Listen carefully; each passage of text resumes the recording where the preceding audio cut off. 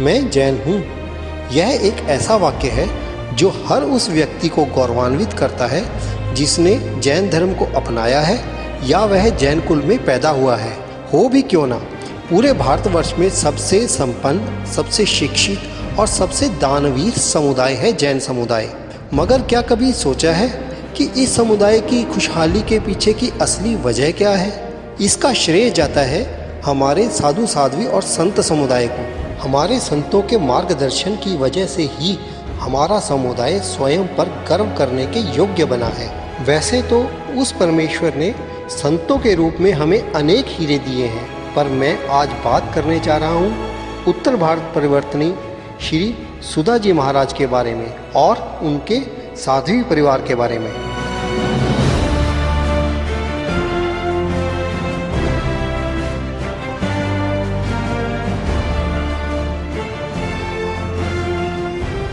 श्री सुधा जी महाराज ने साध्वी रत्ना संथारा साधिका उप परिवर्तनी श्री स्वर्णकांता जी महाराज के श्री चरणों में दीक्षा ग्रहण की। वैसे तो श्री स्वर्णकांता जी महाराज के बारे में कुछ भी कहना सूर्य को दिया दिखाने के समान है।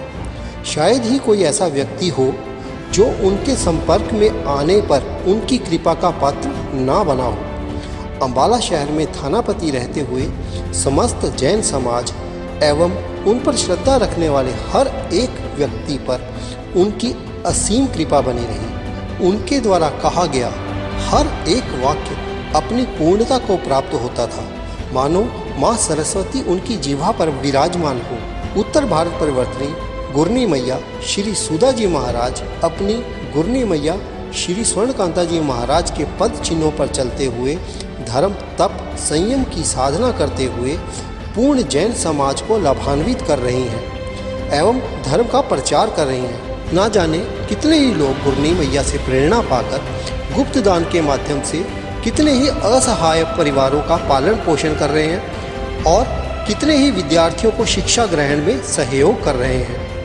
अपनी गुरनी मैया की निस्वार्थ भाव से सेवा करते हुए वचन सिद्धि गुरनी जी को विरासत में ही प्राप्त हुई है। वैसे तो सुधा जी महाराज के जीवन से जुड़े हुए अनेक चमत्कार हैं, लेकिन एक दो प्रसंग का वर्णन हम आपके सम्मुख रखने का प्रयास कर रहे हैं। एक बार गुरनी जी की सुशिष्या श्री स्मृति जी महाराज की आंख में जहरीला मच्छर चले जाने से उनकी आंख में असहनीय पीड़ा हुई। तब उन्होंने अपनी छोटी शिष्या को आंख में गुलाब जल डालने को कहा, परंतु एक जैसी दो शिष्यां होने की वजह से गुलाब जल की जगह अमृत धारा उनकी आंख में डल गया। इस अनजाने में हुई गलती की वजह से गुरनी जी के आंखों में फफोले हो गए। उनकी आंखों की रोशनी जाने का खतरा बन गया। डॉक्टरों ने उन्हें तुरंत अमृतसर आई हॉस्पिटल ले जाने के लिए कहा। स्मृति जी महाराज ने वाहन का प्रयोग करने से इनकार कर दिया। तब गुरनी मैया श्री सुधा जी महाराज ने ना जाने उन्हें कौन सा ऐसा पाठ सुनाया कि पाठ सुनते ही उन्हें शांति का अनुभव हुआ और उन्हें नींद आ गई। सुबह कुछ ऐसी परिस्थितियां घटित हुई कि उनकी आंख मात्र 2 दिन में ही बिल्कुल ठीक हो गई। दूसरा प्रसंग तो हाल ही में लॉकडाउन में ही घटित हुआ है। पट्टी शहर, जो कि गुरनी मैया जी का जन्म स्थान है, वहाँ से श्री समीर जी ने गुरनी मैया को फ़ोन करके बताया कि उनकी पत्नी बिन्नी जी को हार्ट अटैक आया है। गुरनी श्री सुधा जी महाराज ने उन्हें मंगल पाठ सुनाते हुए कहा कि आप चिंता ना करें, प्रभु और मेरी गुरनी स्वर्णकांता जी महाराज आपकी रक्षा करेंगे और वह बिल्कुल ठीक होकर घर आएंगे।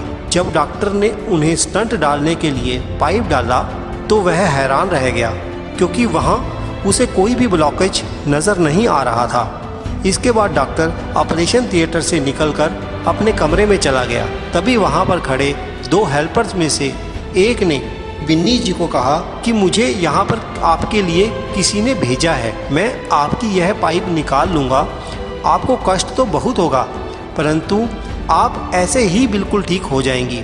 इसके बाद वह लड़का बिन्नी जी को व्हील चेयर पर डॉक्टर की बातें सुनने के लिए डॉक्टर के कमरे के बाहर छोड़कर ना जाने कहाँ चला गया।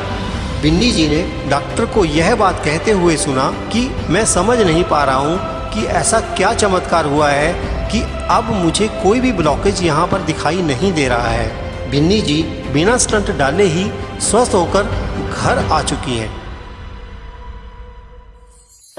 1 अगस्त एक ऐसा दिन है जिस दिन इस परम आत्मा का धरती पर अवतरण हुआ है।